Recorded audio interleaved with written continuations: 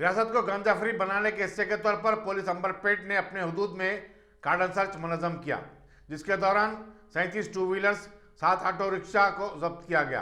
किराना और पान शॉप की दुकानात की तलाशी के दौरान भारी मकदार में गुटखा और बैरून सिगरेट की भी जब्ती अमल में आई।